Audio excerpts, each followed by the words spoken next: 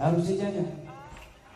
Dan inilah yang dipertahankan, yang istiqamah oleh almarhumah ibunda daripada Husna, siapa? Hasna, ibunda daripada Hasna yang kemarin lusa baru dipanggil oleh Allah Subhanahu wa Ta'ala. Sakitnya selama bertahun-tahun, 7 tahun, tidak menghalangi beliau untuk duduk pikir di majelis ilmu, di majelis zikir. Sakitnya beliau tidak berkeluh kesah kepada orang, bahkan sama saya pun belum pernah. Saya sebagai gurunya tidak mau menyusahkan saya, bahkan saya baru berjumpa mungkin 2 kali di Bekasi kemarin sama kemarin ya, waktu terakhir, malam terakhir duduk bersama kami. Di tengah-tengah sakit yang luar biasa masih duduk istiqamah, membaca zikir ratib, membaca tawasul, ngajak suami, ngajak anaknya yang paling kecil, yang setia menemani ibunya. Dengan rasa sakit yang luar biasa, jantung yang dahsyat, masih menguatkan lisannya untuk menyebut nama suci Allah dan Rasulnya, masih mengarahkan tubuhnya di majelis yang baik dengan usaha dan perjuangan yang luar biasa, masih ingin berjumpa gurunya saya yang mungkin lebih banyak dosanya daripada beliau. Di akhir usianya ditutup dengan kebaikan, bahkan sempat mencium rambut suci Nabi Muhammad SAW. Akhir yang indah, akhir yang luar biasa. Meskipun sakit, sabar. Bahkan malam itu dia mau datang ke saya di tengah, mau naik lantai ketiga itu dia masih istirahat sejenak. Tapi masih kuat ingin jumpa sama kita. Duduk, kita sempat memperhatikan matanya sudah merah, ngos-ngosan. Saya nggak tahu kalau beliau punya penyakit itu. Kita nggak ada yang tahu. Apa beliau woro-woro? Kiai saya sakit itu, kiai tolong Ustaz. Nggak ada. Beliau saya yakin kepingin diobati sama saya. Tapi subhanallah, pulang dari sana nggak mau merepotkan saya yang dianggap sebagai gurunya.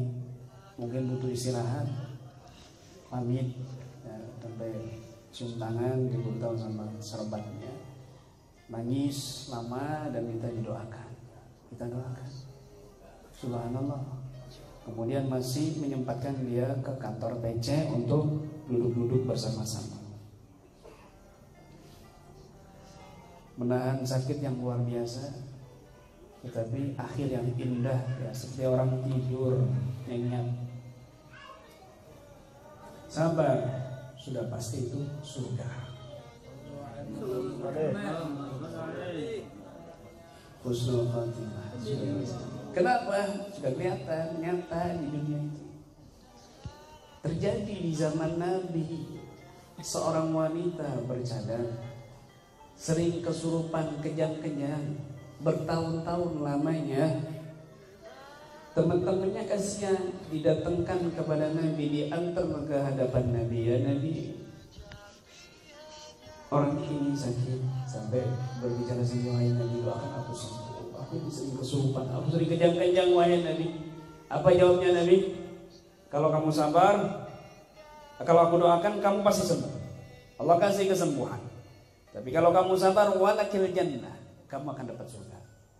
Apa yang dipilih oleh wanita ini? Kalau gitu biarkan aku sakit supaya aku mendapatkan surga, wahai Nabi.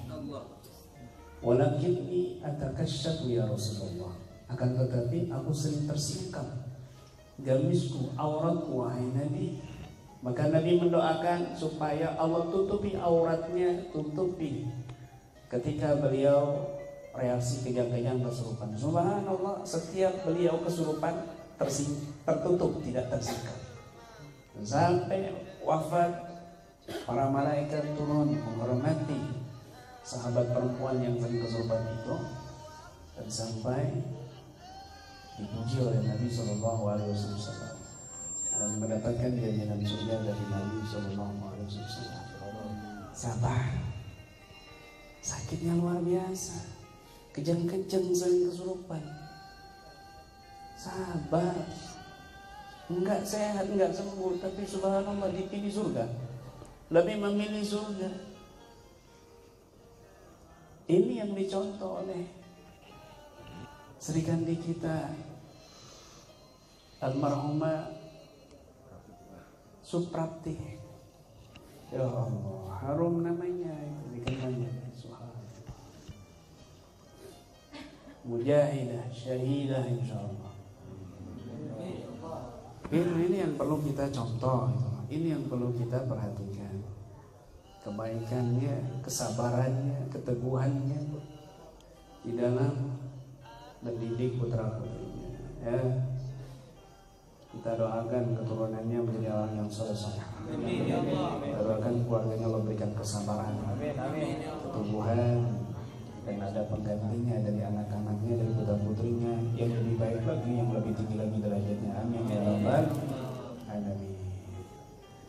Baik, para tim praktisi keluarga besar Jaswanya malam ini ya, kita nggak tahu kalau akan kumpul-kumpul seperti ini. Tadinya kita mau penanganan pasien saja, cuma sisa berapa orang ini dari siang ya jam 2, kemudian sampai menjelang maghrib istirahat sebentar sampai isya. Ternyata sudah banyak tim yang kumpul di sini.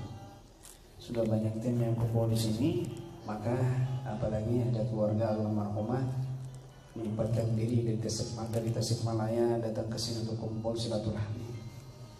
Maka ini adalah arahan dan takdir dari Allah mengarahkan langkah kita dari berbagai daerah duduk di sini untuk saling bertatap wajah silaturahmi fi mahabbatillah wa rasulih, dan untuk saling berbagi manfaat, berbagi wasilah faidah yang luar biasa. Mudah-mudahan perkumpulan ini menjadi kumpulan yang barokah di akhirat